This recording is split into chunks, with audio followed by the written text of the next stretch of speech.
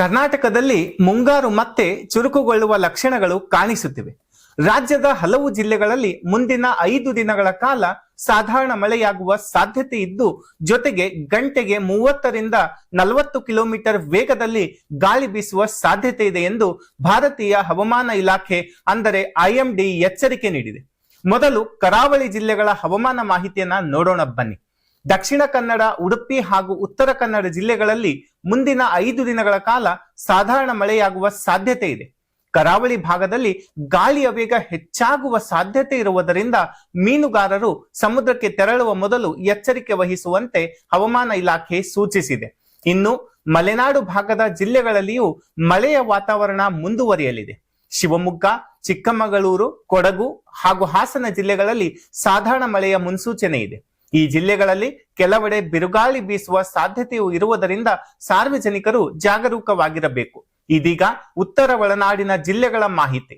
ಬೆಳಗಾವಿ, ಧಾರವಾಡ ಹಾಗೂ ಹಾವೇರಿ ಜಿಲ್ಲೆಗಳಲ್ಲಿ ಅಲ್ಲಲ್ಲಿ ಮಳೆಯಾಗುವ ಸಾಧ್ಯತೆ ಇದೆ. ಇದರ ಜೊತೆಗೆ ಬೀದರ್, ಕಲಬುರಗಿ, ಯಾದಗಿರಿ, ರಾಯಚೂರು, ವಿಜಯಪುರ, ಬಾಗಲಕೋಟೆ, ಕೊಪ್ಪಳ ಹಾಗೂ ಗದಗ ಜಿಲ್ಲೆಗಳಲ್ಲಿ ಗಂಟೆಗೆ 30 ರಿಂದ 40 ಕಿಲೋಮೀಟರ್ ವೇಗದಲ್ಲಿ ಗಾಳಿ ಬೀಸುವ ಸಾಧ್ಯತೆ ಇದೆ ಎಂದು ಹವಾಮಾನ ಇಲಾಖೆ ತಿಳಿಸಿದೆ.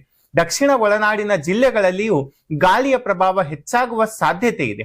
ಬಳ್ಳಾರಿ, ವಿಜಯನಗರ, ದಾವಣಗೆರೆ, ಚಿತ್ರದುರ್ಗ, ತುಮಕೂರು, ಮೈಸೂರು, ಮಂಡ್ಯ, ಚಾಮರಾಜನಗರ, ರಾಮನಗರ, ಬೆಂಗಳೂರು ನಗರ ಹಾಗೂ ಬೆಂಗಳೂರು ಗ್ರಾಮಾಂತರ, ಚಿಕ್ಕಬಳ್ಳಾಪುರ, ಕೋಲಾರ ಜಿಲ್ಲೆಗಳಲ್ಲಿ ಗಾಳಿಯ ವೇಗ ಹೆಚ್ಚಾಗುವ ಸಾಧ್ಯತೆ ಇದೆ.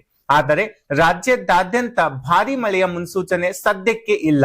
ಕರಾವಳಿ, ಮಲೆನಾಡು ಹಾಗೂ ಕೆಲವು ಒಳನಾಡು ಜಿಲ್ಲೆಗಳಲ್ಲಿ ಮಾತ್ರ ಸಾಧಾರಣ ಮಳೆ ಮತ್ತು ಗಾಳಿಯ ವಾತಾವರಣ ಮುಂದುವರಿಯುವ ಸಾಧ್ಯತೆ ಇದೆ. ಇನ್ನೊಂದೆಡೆ ಉತ್ತರ ಕರ್ನಾಟಕದ ಕೆಲವು ಭಾಗಗಳಲ್ಲಿ ಮಳೆಯ ಕೊರತೆ ಇನ್ನೂ ಮುಂದುವರೆದಿದೆ. ವಿಶೇಷವಾಗಿ ಬಳ್ಳಾರಿ ಸೇರಿದಂತೆ ಕೆಲವು ಜಿಲ್ಲೆಗಳಲ್ಲಿ ಬರದ ಪರಿಸ್ಥಿತಿ ರೈತರನ್ನ ಕಾಡುತ್ತಿದೆ. ಹೀಗಾಗಿ ರೈತರು ಮಳೆಯ ಮುನ್ಸೂಚನೆ ಗಮನದಲ್ಲಿಟ್ಟುಕೊಂಡು ಕೃಷಿ ಚಟುವಟಿಕೆಗಳನ್ನ ಯೋಜಿಸುವುದು ಉತ್ತಮ. ಮೀನುಗಾರರು, ರೈತರು ಹಾಗೂ ಸಾರ್ವಜನಿಕರು ಹವಾಮಾನ ಇಲಾಖೆ ಎಚ್ಚರಿಕೆಗಳನ್ನು ಗಮನಿಸಿ ಅಗತ್ಯ ಮುನ್ನೆಚ್ಚರಿಕೆ ಕ್ರಮಗಳನ್ನ ಕೈಗೊಳ್ಳಬೇಕು. ಬಿರುಗಾಳಿ ಬೀಸುವ ಸಂದರ್ಭದಲ್ಲಿ ಮರಗಳ ಕೆಳಗೆ ನಿಲ್ಲುವುದು, ವಿದ್ಯುತ್ ಕಂಬಗಳ ಬಳಿ ತೆರಳುವುದು ತಪ್ಪಿಸುವುದು ಸೂಕ್ತ. ಒಟ್ಟಾರೆ ಮುಂದಿನ 5 ದಿನಗಳಲ್ಲಿ ಕರ್ನಾಟಕದ ಹಲವು ಜಿಲ್ಲೆಗಳಲ್ಲಿ ಮಳೆ ಮತ್ತು ಗಾಳಿಯ ವಾತಾವರಣ ಮುಂದುವರಿಯಲಿದೆ.